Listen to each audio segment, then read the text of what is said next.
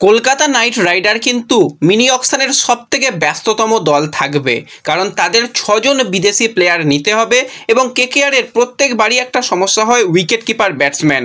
Phil Salt যেই বছর খেলেছিল অসাধারণ দায়িত্ব কিন্তু নিজে সামলেছিল, তো সেই জায়গাতেই কোন বিধ্বংসী উইকেট কিপার ব্যাটসম্যানদের কেকেআর টার্গেট করছে, কোন বিদেশি ব্যাটসম্যানদের কেকেআর আনার জন্য চিন্তাভাবনা করছে, কি অকশনে তারা প্ল্যানিং করতে চলেছে, ওয়াটসন তার পছন্দের কোন বিদেশি প্লেয়ারদের টার্গেট করবে, সমস্তটা নিয়েই কিন্তু আমরা আলোচনা করে নেব এই ভিডিওতে। খুবই ইন্টারেস্টিং ভিডিও হবে, শুরু থেকে শেষ পর্যন্ত দেখো। ভিডিও ভালো লাগলে লাইক শেয়ার করে দিও, চ্যানেলে প্রথমবারের জন্য এলে মনে করে চ্যানেলটাকে সাবস্ক্রাইব করে নিও, তাহলে প্রিয় দলের খেলার সমস্ত লেটেস্ট আপডেট তোমরা এখানে পেয়ে যাবে। তো চলো আর দেরি না করে ভিডিও শুরু করা যাক। তো কেকেআরের কাছে কিন্তু যেই টাকা রয়েছে সেখানে যদি সঠিক পরিকল্পনা করা যায় একটা চ্যাম্পিয়ন দল গঠন করা যাবে। প্লেইং 11-এর দিকে তাকালেই আমরা বুঝতে পারবো সেখানে বেশ কিছু জন সেট প্লেয়ার রয়েছে, 7-8 জন তো সেট প্লেয়ার রয়েছে, 3-4টে হয়তো প্লেয়ার প্লেইং 11-এর জন্য লাগবে এবং তাদের ব্যাকআপ প্লেয়ার কিছু লাগবে। তো কেকেআরের সবথেকে যেই জায়গাতে প্রয়োজন রয়েছে সেটা হচ্ছে যে ভালো উইকেট কিপার ব্যাটসম্যান, কারণ 2জন বিদেশি উইকেট কিপার ব্যাটসম্যান এবং ইন্ডিয়ান উইকেট কিপার ব্যাটসম্যান পুরো প্যানেলটাকেই বাদ দেওয়া হয়েছে। তো সেই জায়গাতে কিন্তু ভালো ভালো উইকেট কিপার ব্যাটসম্যানের অকশানে রয়েছে বিদেশি প্লেয়ারদের মধ্যে। এবার শেন ওয়াটসন তার পছন্দের কিছু বিদেশি প্লেয়ার নিয়ে আসবে, কারণ অভিষেক নায়ারের সঙ্গে কিন্তু যেটা মেন কেকেআরের কাজ থাকবে সেটা হচ্ছে অভিষেক নায়ার ডোমেস্টিক প্লেয়ারদের সামলাবে। অভিষেক নায়ার সেই কাজটা খুবই ভালো করতে পারবে এবং কেকেআর ম্যানেজমেন্ট কিন্তু একটা স্মার্ট পরিকল্পনা করেছে। শেন ওয়াটসনের মতন একজন প্লেয়ার যিনি এখন কোচ, তাকে অ্যাসিস্ট্যান্ট কোচ হিসাবে নিয়ে আসা, সে পুরো বিদেশিদের বিভাগটা দেখবে, পছন্দের মতন বিদেশি প্লেয়ারদের নিয়ে আসবে যারা কিন্তু কেকেআর দলকে সাহায্য করতে পারে। তো ওভারঅল কিন্তু একটা দুর্দান্ত পরিকল্পনায় কেকেআর গেছে, সেটা বলতেই হয়। তো শেন ওয়াটসন কিন্তু অ্যাজ এ হেড কোচ হিসাবেও কিছু দলে কাজ করেছে, তো সেই জায়গায় তার পছন্দের বেশ কিছু বিদেশি প্লেয়ার রয়েছে।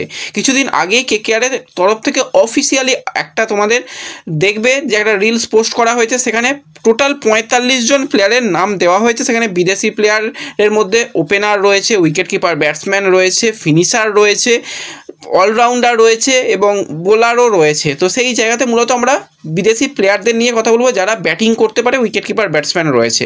তো উইকেট কিপার ব্যাটসম্যান বেশ কয়েকটা অপশানের মধ্যে রয়েছে, তার মধ্যে কেকেআরে খেলে যাওয়া 2 বিদেশি wicket keeper batsman Quinton de Kock এবং গুরবাজ রয়েছে। এবার কুইন্টন ডিকক কিন্তু রিসেন্ট টাইমে আবারও সে ব্যাক করেছে, সে কিন্তু দেশের হয়ে খেলবে এবং রিসেন্ট টাইমে কুইন্টন ডিককও নাকি মোটামুটি ছন্দে রয়েছে।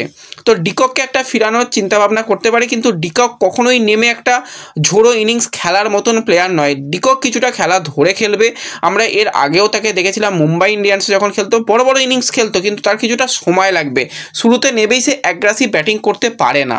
এছাড়া আমরা এলএসজিতেও দেখেছিলাম সেও একটু সময় নিয়ে খেলে, কিন্তু কেকেআরে সেই সময় নিয়ে খেলার জায়গাতে প্লেয়ার নেই। তো সেই জায়গায় প্রথম থেকে মেরে খেলতে হবে, তাকে ব্যাকআপ অপশান হিসাবে ভাবতে পারে। গুরবাজের পিছনে আর হয়তো কেকেআর ম্যানেজমেন্ট নাও যেতে পারে।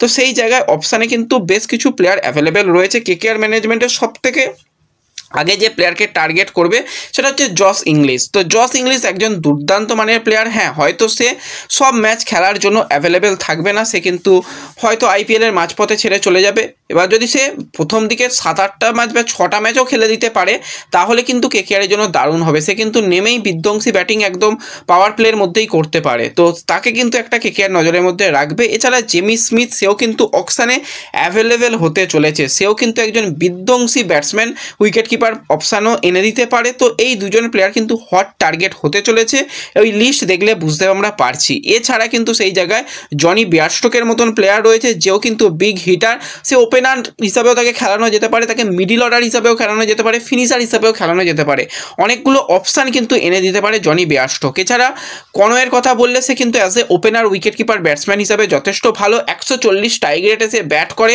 সিএসকের হয়ে কিন্তু তার ভালো ইনিংস খেলার অভিজ্ঞতা রয়েছে। হ্যাঁ লাস্ট আইপিএলটা তার জন্য ভালো যায়নি, এবার সিএসকেও তাকে কিন্তু ফিরিয়ে নেওয়ার একটা চেষ্টা করতে পারে কম টাকায়, কিন্তু কেকেআর যদি পায় আমি তো বলবো খুব একটা খারাপ অপশান হবে না যদি তাকে নিতে পারে। এছাড়া কিন্তু জেস ফাজাস মাকগ্রাগ রয়েছে, তো তাকেও কিন্তু একটা অপশান হিসাবে কেকেআর ভাবতে পারে।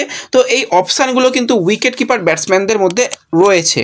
এছাড়া কেকেআর ম্যানেজমেন্ট আরও একজন প্লেয়ারের দিকে তাকাতে পারে, সেটা হচ্ছে বেন ডাকেট, যেও কিন্তু উইকেট কিপার ব্যাটসম্যান। তো এই জায়গাতে কিন্তু এই ছজনের মধ্যে কিন্তু আমরা দুজনকে পক্ষে কেকেআর দলে আসতে দেখব। তো কারা কোন প্লেয়ারকে চাইছো কেকেআর দলে, অবশ্যই যারা যারা ভিডিও দেখছো কমেন্টে জানাও কাদের কেকেআরের জার্সি গায়ে তোমরা দেখতে চাও। এবং অকশানে এই রকম প্লেয়ারদের কিন্তু কেকেআর টার্গেট করবে, যারা কিন্তু বিধ্বংসী ব্যাটসম্যান বলতেই হয় এবং রীতিমতন তারা আইপিএলেও যথেষ্ট ভালো করেছে। এবার কিন্তু কেকেআরের কাছে একজন ফিনিশার প্লেয়ার দরকার, যে কিন্তু শেষের দিকে এসে ফিনিশার হিসাবে খেলতে পারে। অবশ্যই রাসেলকে আরও একবার ব্যাক করার চেষ্টা কেকেআর তো করবেই, তাছাড়া কিন্তু অ্যাভেলেবেল রয়েছে বেশ কিছু মিডিল অর্ডার ব্যাটসম্যান বা ফিনিশার। তার মধ্যে আমি তো বলবো ম্যাক্সওয়েল, মিলার, এই দুটো অপশানের মধ্যে যে কোনো একটা অপশান কেকেআর দেখতে পারে। মিলার কিন্তু বেশ বড় ইনিংস খেলতে পারে, রিসেন্ট টাইমে মিলার যথেষ্ট ভালো ছন্দে রয়েছে, সে কিন্তু ইনফর্ম রয়েছে, তাকে কিন্তু একটা অপশান ভাবতে পারে। এছাড়া আরও একজন বিধ্বংসী ওপেনার ফ্যাপ, যে কিন্তু কেকেআরের বিরুদ্ধে ভালো ভালো তার ইনিংস খেলার অভিজ্ঞতা রয়েছে, তো ফ্যাপকে কিন্তু নজরে রাখতে পারে। হ্যাঁ, বয়স হয়তো হয়েছে, কিন্তু ফ্যাপের টেকনিক্যালিটি, ফ্যাপের বড় ইনিংস এবং মেন্টালিটি, একজন ক্যাপ্টেন মেন্টালিটির ফ্যাপের মধ্যে রয়েছে, তো ফ্যাপকেও কিন্তু একটা ভাবতে পারে। এছাড়া আসালাঙ্কা, সে কিন্তু একটা অপশান, লিয়াম লিভিংস্টনকে আনলে তার কাছ থেকে পুরো অলরাউন্ডার পারফরমেন্স পাওয়া যেতে পারে, সেই একটা অপশান রয়েছে। মঈন আলীকেও হয়তো ব্যাক করার একটা চিন্তাভাবনা থাকতে পারে। তো এই অপশানগুলো কিন্তু কেকেআরের কাছে রয়েছে, ব্যাটসম্যান, ফিনিশার এবং উইকেট কিপার ব্যাটসম্যান। তো ওভারঅল পুরোটা আলোচনা করলাম, টোটাল 45 জনের লিস্টের মধ্যে থেকে কিন্তু আমরা আজকে 15 জন প্লেয়ারকে নিয়ে আলোচনা করলাম, যারা কিন্তু কেকেআরের জন্য অকশানে অ্যাভেলেবেল হচ্ছে এবং কেকেআর এই প্লেয়ারগুলোকে টার্গেট করবে, সেটা কেকেআরের অফিসিয়াল মিডিয়ার তরফ থেকেই আপডেট এসেছে। তো দেখা যাক শেষ পর্যন্ত শেন ওয়াটসন কোন কোন পছন্দের বিদেশিদের কলকাতায় নিয়ে আসে, সেই দিকে অবশ্যই নজর থাকবে। বাদ বাকি আইপিএলের দলগুলোকে নিয়েও আমরা খুব তাড়াতাড়ি আলোচনা শুরু করে দেব, তাই তোমরা কোন কোন দলের আপডেট জানতে চাও আমাকে কমেন্টে জানিও। দেখা হবে পরবর্তী ভিডিওতে। ধন্যবাদ।